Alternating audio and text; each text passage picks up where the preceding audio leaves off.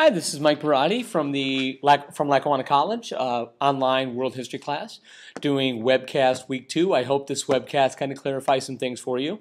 And I wanted to talk about, you guessed it, turbulent passage. The second part of our studies from turbulent passage is basically the story of the creation of World War I.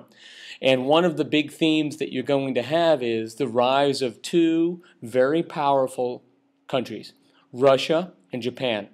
Both of these nations were relatively backward, if you will, in the 19th century and began to come to power in around 1850, 1860 for separate reasons. Let's speak about Japan first.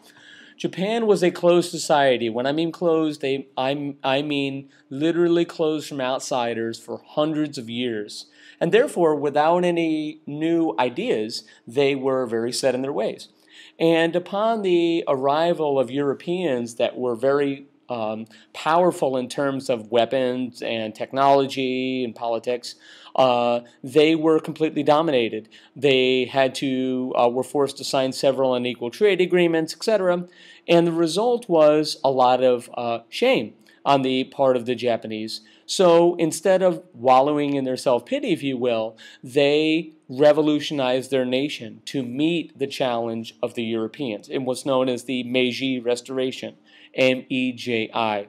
And the Meiji Restoration allowed for the development of a modern Japanese state, economy, and most importantly for the world, the military.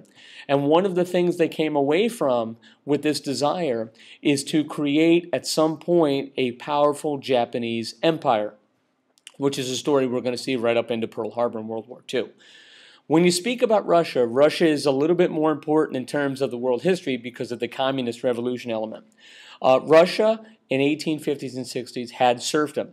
S-E-R-F, which basically had not been in Western Europe since the Middle Ages. Serfdom was basically slavery, where people worked on lands, they were paid for their lands, but they were bound to the land, they had to pay duties, etc.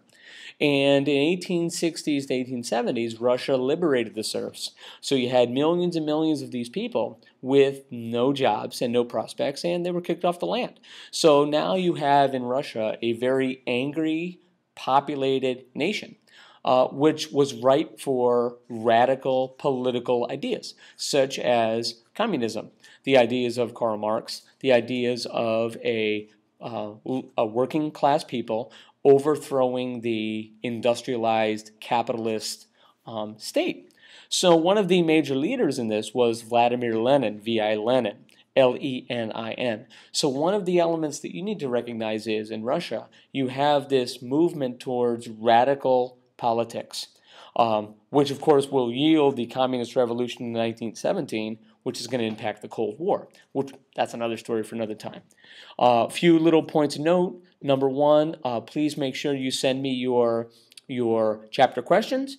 Make sure you send me your reflection. And next week, between the 16th and 18th, an exam will appear on the portal. You will be able to take it, but only once. You will not be able to go back. So make sure you set aside maybe a half an hour to do it, and everything should be fine.